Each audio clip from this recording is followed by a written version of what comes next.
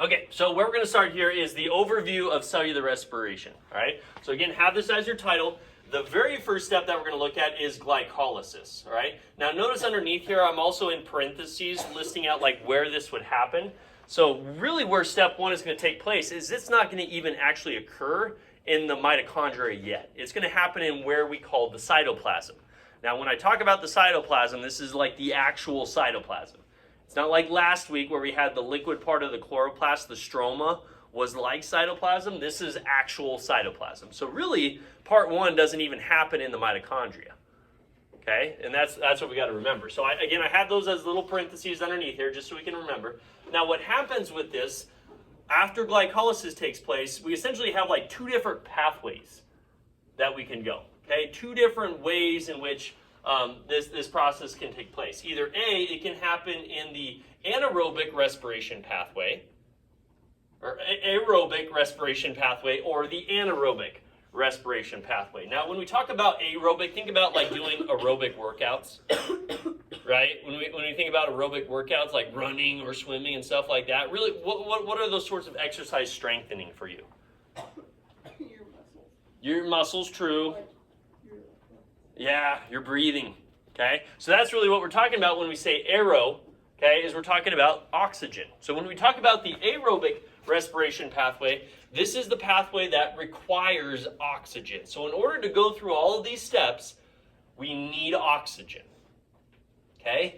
Now, if we undergo the other pathway, the anaerobic respiration pathway, that's where there is no need for oxygen. So really, the reason we have two different pathways is, again, this process is not only done by like humans or other organisms, right? There's certain organisms that they don't require oxygen like we do, right? We know in order to stay alive, we need oxygen. So we do this pathway, right? This is the pathway that we as humans are going to utilize. This is the one where we're going to spend most of our time this week. But there are other organisms that are anaerobic by design.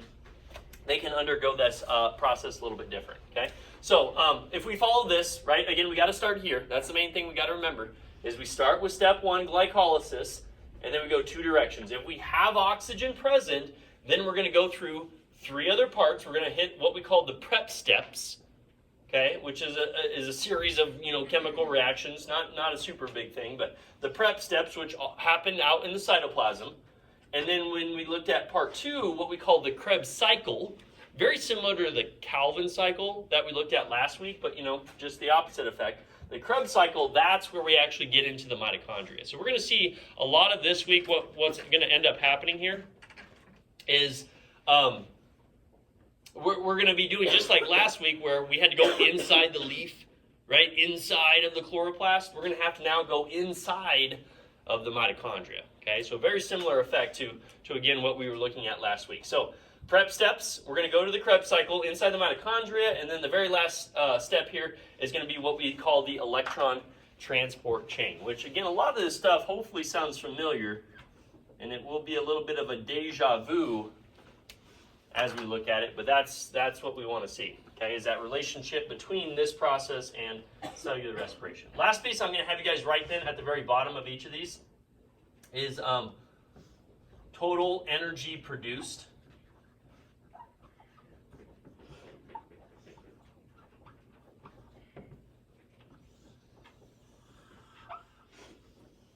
Okay. When we get to the very end, again, the goal here is to essentially reverse that process that we looked at last week, right? Last week in photosynthesis, we took energy, light energy, we took energy and we made glucose, right? That's everything that we did last week. We took energy and we made glucose. This week, we're going to take glucose and reverse it and make energy. Okay, so that's what I want you guys to see with this. So one of the items we're going to need to do here is keep track of how much energy are we actually producing. At the very end of aerobic respiration, we should be producing somewhere between 36 and 38 ATP. Okay, and we're going to keep track of that as we go. We're looking for every one glucose molecule. If we have oxygen present, we're going to produce about 38 molecules of ATP. Now, if we look at the other side, let's go to the anaerobic side. So what's happening over here is, remember, this is not requiring oxygen. We don't need oxygen for this to take place. So what ends up happening is there's two different pathways that extend from this idea of anaerobic respiration. We can either have what we call lactic acid fermentation or alcoholic fermentation, okay? Now between those, we need to kind of have an understanding, and we'll get more into this as we go, but lactic acid, think about like how cheese is made. A lot of the dairy products like cottage cheese and yogurt and stuff like that, you guys may or may not know that like bacteria, what they do is they start to feed on the milk product, and what it causes is like coagulation of the milk and it gets chunky, right? That's what makes yogurt. That's what makes cheese, okay? It sounds gross by design, but that's lactic acid fermentation, okay? Whereas the same thing with alcoholic fermentation, it's just like it sounds. This is how alcohol is made. Beer, wine, stuff like that, okay? Now, two different processes, but again, they're all extending from glycolysis. They're a process of cellular respiration. So on this side, when we think about it, total energy produced,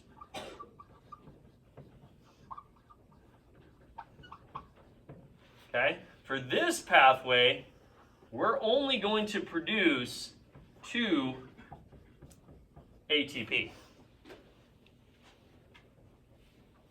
Okay, so again, we're going to be looking for that as we go. Now, when we think about that, we can obviously see that if oxygen is something that we have, we can make a lot more ATP than if we don't have oxygen, okay? And that's why we as humans, we depend on this pathway because, you know, we're complex organisms, right? We require a lot of energy to keep ourselves alive. But if we look at things like bacteria, if we look at things like fungi, right? Very, very tiny, they don't need a lot of energy. They can survive off of that 2 ATP being produced, okay? So again, we'll get into more of this side as we go. Probably later in the week is when we'll get to this point.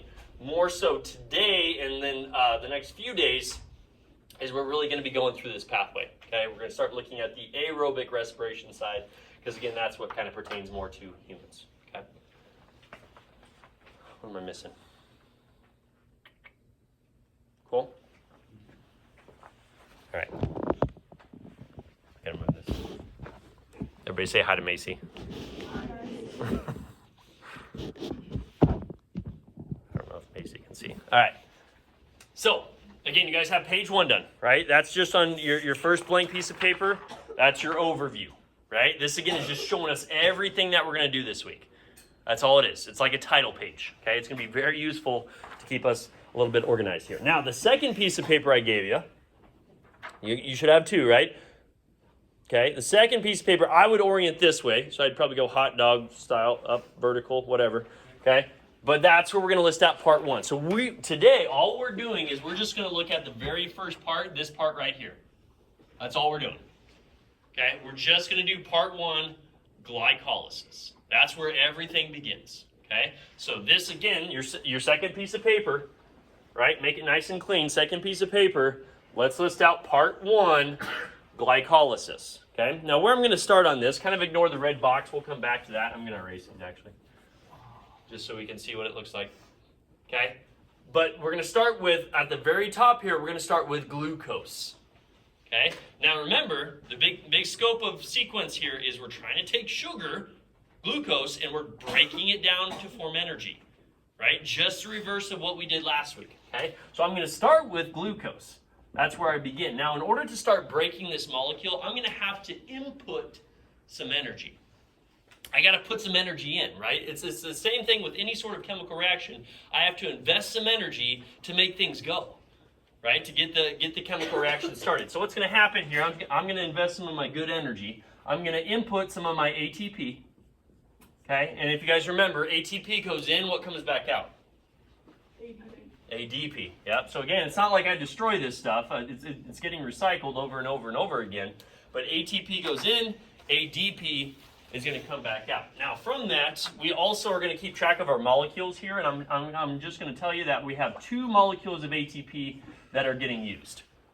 Okay, so to get things started, in order to take this glucose and start to break him apart, I'm going to have to input some energy in order to do that, right? And it's the same sequence, right? Whenever I start to break these molecules, remember that as I break them, I'm going to start releasing energy. It's just like with ATP. When ATP loses its phosphate, it breaks off of phosphate, energy gets released. It comes out of the system, okay? Same idea, but more so what we're going to see as we get down to the lower portion of this sequence, okay? So glucose, put in some ATP, put in some energy, and it breaks the molecule or changes the molecule into what we call fructose bisphosphate. Ooh, another big one of those words. But again, when I look at fructose, what sort of a molecule is this? It's a sugar, right? So again, I'm taking one sugar and changing it to another sugar. Now this one, you guys actually might remember, fructose bisphosphate, he's a 6-carbon molecule that's very unstable. If you guys think back to the Calvin cycle that we did last week, you might remember that we brought like CO2 in, we combined it with that RUBP, and then we formed a 6-carbon molecule that immediately broke. Guess what? It's the same one. Yep, same sort of molecule. So that's where we start to see a lot of similarities is, again, we're just reversing the process now, right? We're reversing this process. So fructose bisphosphate, 6-carbon molecule, very unstable. So again, what he's going to do is he's going to split. Okay, he's going to split. Now we got to remember, as we split, we're doing the same thing essentially on 2 separate sides, right? He's going to split into G3P, which we've seen that before in the Calvin cycle. That's that glyceraldehyde 3-phosphate. Okay, so I'm just going to do one of the sides to start here. So once I have that G3P, 2 molecules of G3P, now I'm going to start to retain some energy. As I start to digest, as I start to break down this molecule, energy is going to get released. Now, the first type of energy we're going to get here is a little bit of the ugly cousin energy. Now, I'll tell you, the ugly cousin energy does change with cellular respiration. No longer is it going to have the phosphate. Now, it's not going to have the phosphate. Okay, so now the ugly cousin energy is going to be NADH. Same idea, still a form of energy, just not quite the same as what we saw with photosynthesis. Okay, we're not going to worry about the details of that. So NAD plus forms NADH, so this is now energy that I have, right? Energy storage molecule, same idea. I'm going to form some of the good stuff now. ADP goes in, meaning ATP comes back out. Again, we're going to keep track of how much energy we're creating here. So I'll tell you that for NADH, we're going to get 1 molecule for every G3P, and then I'm going to get 2 molecules of ATP for every 1 G3P. Okay? Now, again, all that happens is G3P gets broken down, I release all this energy, and what I form is a new molecule called pyruvates. Okay, or pyruvic acid. This is where we're going to begin tomorrow when we start looking at the anaerobic respiration. Okay, when we get to the prep steps, this is exactly where we're going to pick up, is with those pyruvates, or pyruvic acid. Okay, cool? What happens then on this side? If 1 G3P did all of that, what is this guy going to do? The exact same. Yep, so I'm just going to mimic what I have on this side, over on this side. And that's the part I got to keep in mind here is this happens on both molecules.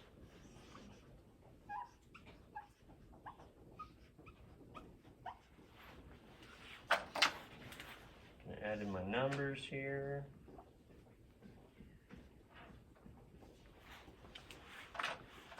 Again, I form pyruvates.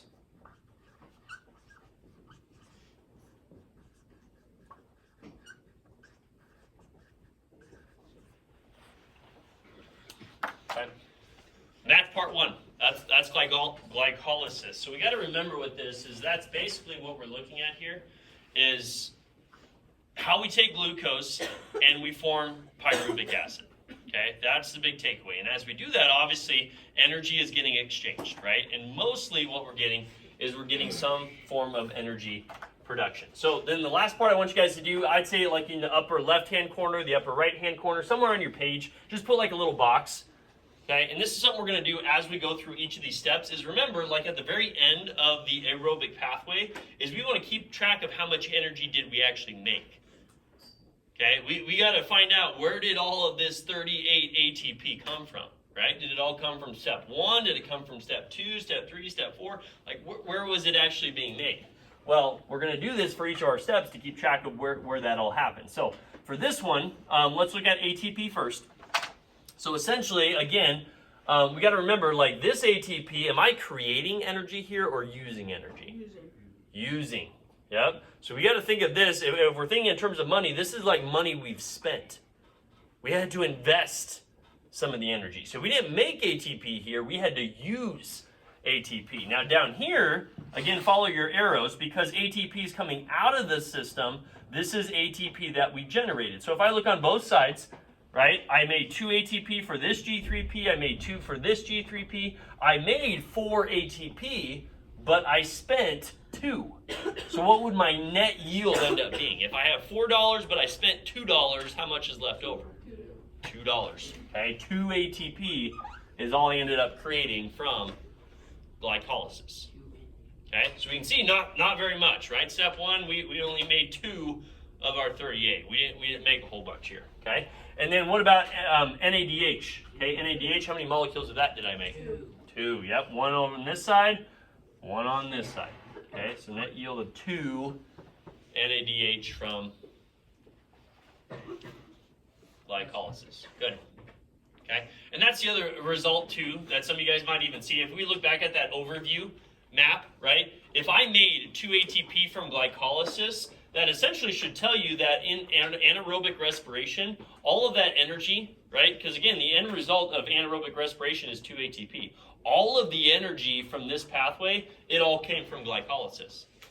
All of the energy that we get from the anaerobic pathway, that comes directly from glycolysis. So lactic acid fermentation produces no form of energy, okay? Which is good and bad, but something we'll look more in detail at. Ooh. Questions? Again, it looks intimidating, right? As long as you have your Bible pages, you don't need to redraw it. You don't need to memorize all of it, but you do need to know how to read it. Okay, we need to understand, how do we read the map? What are we talking about? Again, for this, we're plainly just saying, start with glucose, put in some energy, change the glucose molecule into 2 pyruvic acids. Okay, 2 pyruvates. And then how much energy we got from that. Okay, cool beans?